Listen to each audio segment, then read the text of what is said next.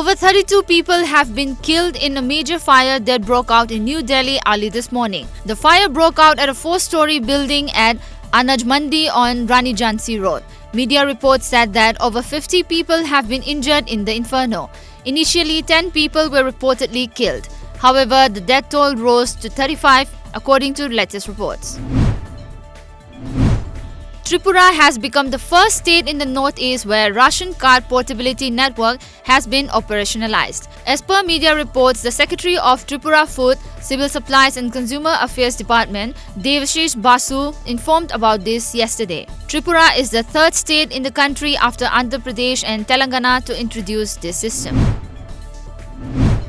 The top private hospitals of the country like Max, Fortis and Medanta may discontinue cashless treatment under the Central Government Health Scheme and Ex-Servicemen Contributory Health Scheme within December. According to media reports, the central government is yet to settle dues totaling Rs 1700 crore, which may push the hospitals to discontinue cashless treatment.